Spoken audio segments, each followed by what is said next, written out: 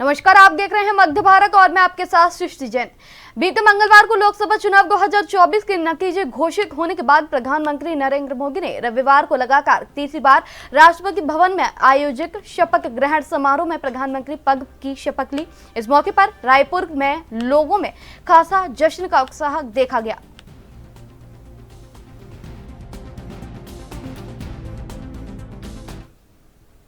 कांग्रेसी पार्षद अनवर हुसैन ने महापौर एजाज ढेबर पर तानाशाही करने का आरोप लगाया। इसके अलावा विकास कार्यों को लेकर रायशुमारी नहीं करने का भी आरोप लगाया। कांग्रेसी पार्षद अनवर हुसैन एमआईसी बैठक कक्ष के बाहर अर्धनग्न हालत में धरने पर बैठे हैं। अनवर हुसैन का आरोप है कि कांग्रेसी पार्षदों तक का फोन नहीं उठाते।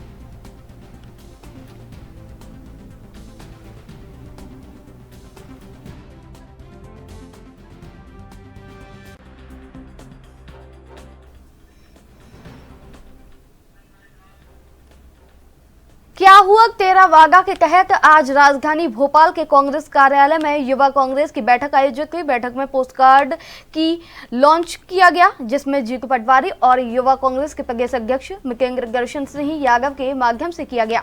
मिकेंद्र गर्शन सिंह यादव ने बताया कि हम करीबन 1.5 महीने तक ये अभियान चलाने वाले हैं, जिसे 4 चरणों में चलाया जाएगा। पहले चरण में 1 सप्ताह यानी कि 10 दिन तक डोर टू डोर जाएंगे, फिर पोस्ट कार्ड भरवाया जाएगा और उन्हें सीएम को सौंपे जाएंगे और उसके बाद जिले स्तर पर आंदोलन किया जाएगा। इसके अलावा फिर दिल्ली भोपाल में आंदोलन की हुंकार भरी जाएगी। इसी के साथ उन्होंने कहा कि हम इस पोस्ट कार्ड में अपने 5 मुद्दे लेकर चल रहे हैं। तो वहीं लाडली बहन योजना को भी लेकर उन्होंने कहा कि हम उन महिलाओं को तलाश करेंगे जिन महिलाओं के लिए लाडली बहन योजना का लाभ नहीं मिल रहा है।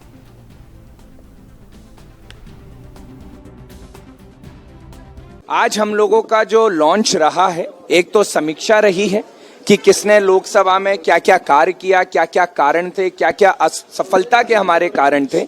उन असफलताओं को लेके हमने लोकसभा वाइज हमने बात की है और साथ में ये चर्चा की है कि किस तरीके से हमको आने वाले समय में यूथ कांग्रेस को मजबूत करना है और किस तरीके से नीचे ग्राउंड लेवल पे अपने कार्यकर्ता को क्या क्या सम्मान और क्या क्या क्षमताएं प्रदान करनी है, जिससे उसका कार्य और बेहतर हो सके। और साथ में आज हमने एक प्रोग्राम की लॉन्चिंग की है जिसका नाम है क्या हुआ तेरा वादा।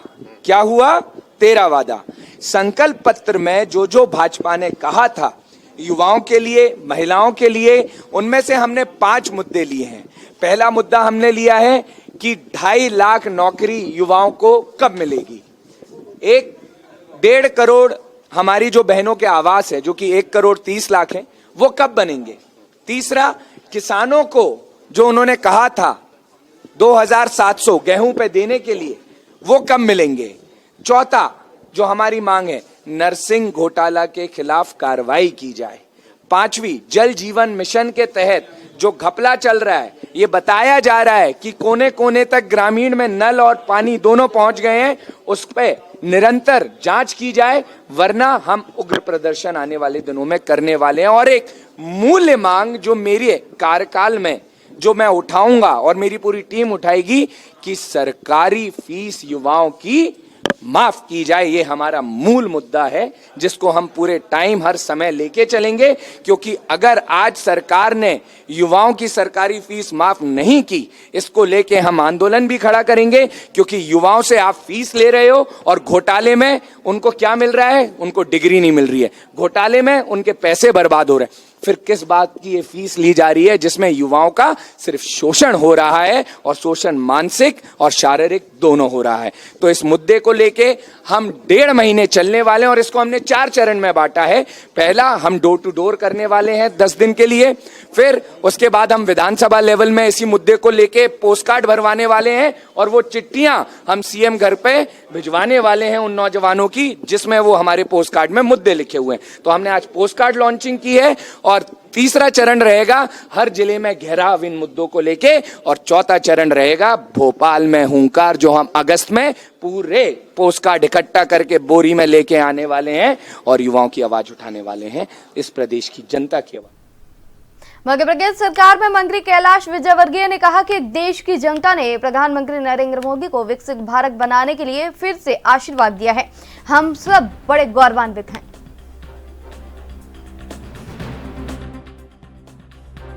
सरकार का गठन को लेकर कैसे देखते हैं 3.0? देश की जनता ने मोदी जी को एक बार फिर से विकसित भारत बनाने के लिए आशीर्वाद दिया है और हम सब बड़े गौरवान्वित हैं। हमें विश्वास है कि यह देश एक बार फिर से विश्वगुरु बनेगा। मध्य प्रदेश कांग्रेस अध्यक्ष जीतू पटवारी ने कहा कि मध्य प्रदेश के मंत्रियों को ढेरों शुभकामनाएं। मध्य प्रदेश में जो अराजकता है उसमें केंद्र सरकार के सहयोग से जो मध्य प्रदेश को जो मिलना चाहिए वो दिलवाने की कोशिश करें और यहां समृद्धि लाएं।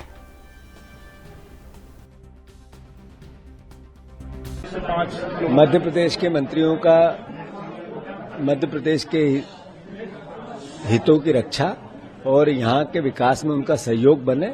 ढेर सारी शुभकामनाएं उनको कि वो मध्य प्रदेश में जो अराजकता है, आर्थिक अराजकता है, करप्शन की अराजकता है, प्रशासनिक, उसमें केंद्र सरकार के सहयोग से जो महत्व मध्य प्रदेश को मिलना चाहिए वो दिलवाने में अपनी भरसक कोशिश करें, प्रयास करें और अल्टीमेटली यहाँ समृद्धि लाएं। आज आप बैठक भी विभागों की आपने जो कानून व्यवस्था को लेकर आपने एक कमेटी बनाई थी उसकी बैठक की।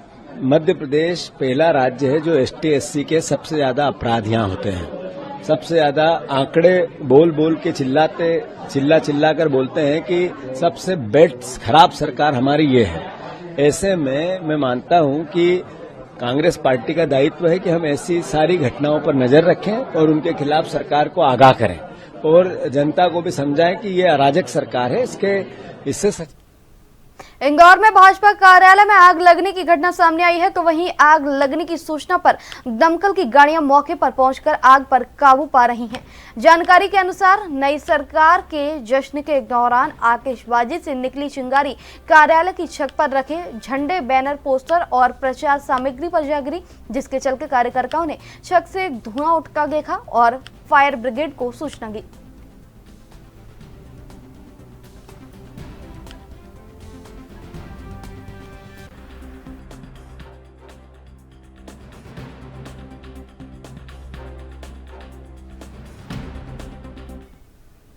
मध्य प्रदेश इंदौर में टीम इंडिया के ICC T20 विश्व कप 2024 के ग्रुप ए के क्रिकेट मैच में पाकिस्तान पर जीत हासिल करने पर लोगों ने जश्न मनाया। इसके अलावा न केवल मध्य प्रदेश में बल्कि देश भर के अलग अलग राज्यों में, शहरों में रविवार रात को हजारों की संख्या में सड़कों पर उतरकर लोगों ने जश्न मनाया।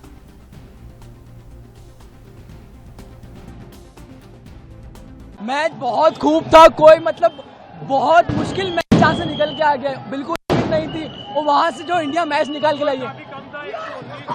जी ऋषभ पंत ने थोड़ा स्कोर संभाला था इंडिया टीम का, लेकिन जो बाद में बॉलिंग और फील्डिंग हुई है, मेन तो जो इंडिया की बॉलिंग हुई है, बुमराह, सिराज, अर्शदीप, और मेन बॉलिंग और फील्डिंग से हम मैच खींच पाए, जो कि आखिर में जाके जो मेन मैच खींचा गया। बुमराह की बॉलिंग बहुत शानदार रही, बुमराह अर्शदीप की बॉलिंग बहुत शानदार रही और फिर मैच जीत गए। और राजवाड़ा दक्षिण पूर्व मध्य रेलवे के बिलासपुर मंडल के चलने वाले 24 ट्रेन 13 जून से 20 जून तक कैंसिल रहेंगी। तीसरी लाइन के काम के चलते इन ट्रेनों को रद्द किया गया है। रेलवे के मुताबिक बिलासपुर रेलवे मंडल के मुगरिया रेलवे स्टेशन में तीसरी लाइन कनेक्टिविटी के लिए काम किया जा रहा है और इस काम को आगे भी जारी रखा जाएगा। रेलवे का काम पूरा होते ही ट्रेन के परिचालन में गतिशीलता आने का दावा किया है।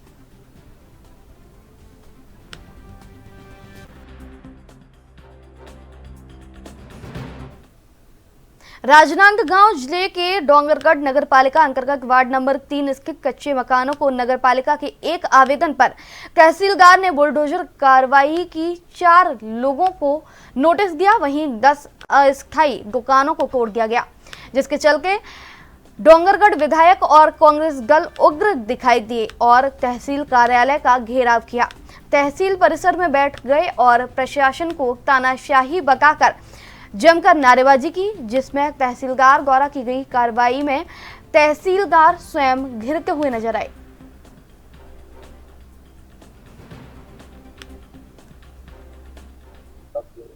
हम लोगों ने अतिक्रमण तोड़ने के लिए पूरे 10 दुकानों को तोड़ा गया और अनुविभागीय अधिकारी हमारे एसडीएम साहब ने यहाँ से आदेश किया था नगर पालिका को, उसमें सिर्फ 4 लोगों का नाम लिखा है और वहां से नोटिस मिले थे तो 4 लोगों को ना, 4 लोगों को ही नोटिस गया।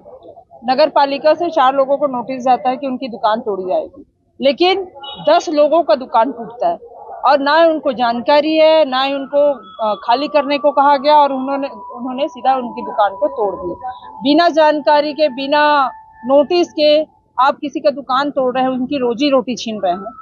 कम से कम उनको जानकारी दो। एक घंटा पहले अनाउंसमेंट होता है, वो भी नहीं किए और सीधा उनके दुकान के सामान को बाहर निकाले ही नहीं थे और उनका दुकान तोड़ दिया गया।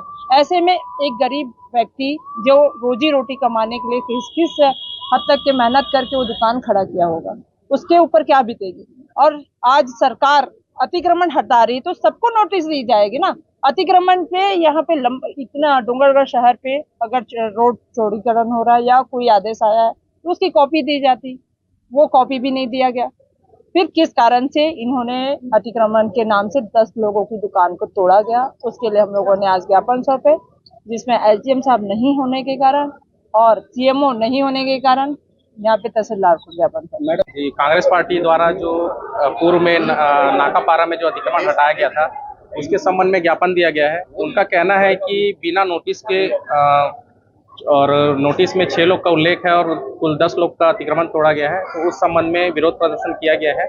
तो इस संबंध में उच्च अधिकारियों को अवगत कराया जाएगा एवं जो भी संबंधित इनकी मांगे हैं उनको जांच के दौरे इसमें रखा जाएगा। सर, लगातार नगर पालिका सीएमओ जो आदेश दे रहे हैं जी, अभी भी ये मामला कहीं ना कहीं नगर पालिका पूरा आगे क्या कार्रवाई करेगा जी? इसके संबंध में जांच करेंगे कि नोटिस दिया गया है या नहीं दिया गया है।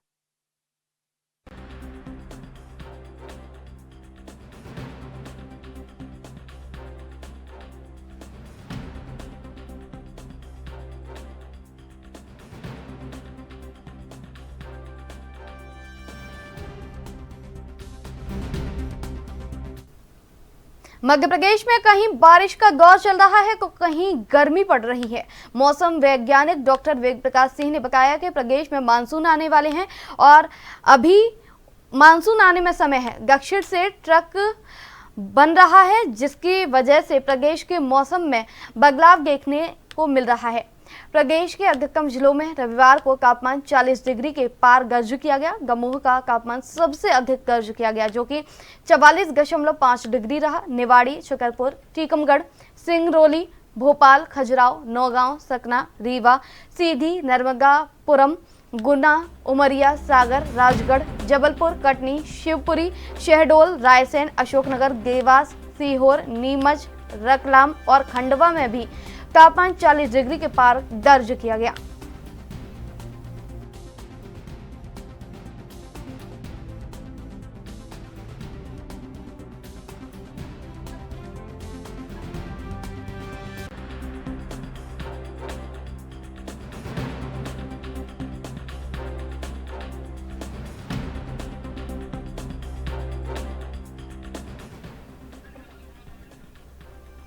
मध्य प्रदेश में कहीं बारिश का दौर चल रहा है तो कहीं गर्मी पड़ रही है।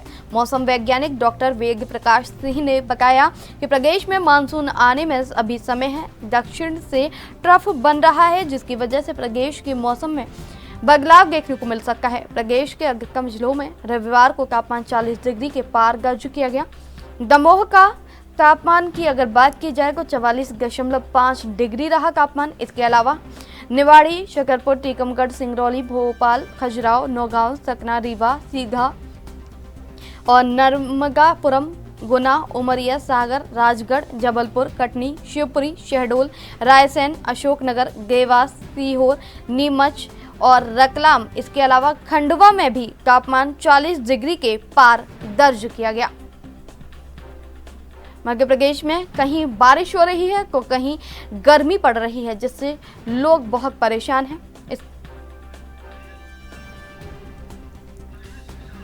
इस खबर पर ज्यादा जानकारी के साथ हमारे संवाददाता जुड़ चुके हैं हुलेश मिश्रा। हुलेश जी, क्या अपडेट है? मौसम का ये रुख किस तरह से देखा जा सकता है? कहीं बारिश का है तो कहीं भीषण गर्मी पड़ रही है जिससे लोग परेशान हैं। मौसम में इस उठा पटक को क्या कहेंगे? जी, लगातार जो प्री मानसून का जो असर देखा जा रहा है मध्य प्रदेश में, कई जगह बारिश, हल्की बारिश हो रही है, कहीं तापमान का भी जरा हाई है। लगातार कुछ भागों में मध्य प्रदेश में जो बड़े शहर हैं, कुछ भागों में लगातार मौसम में बदलाव नजर आ रहे हैं। जो ग्वालियर संभाग है, भोपाल हो गया, नर्मदापुरम हो गया, सीहोर हो गया, आसपास जो जबलपुर हो गया, इन सब भागों में लगातार गर्मियों के असर देखते जा रहे हैं। वही बात की जाए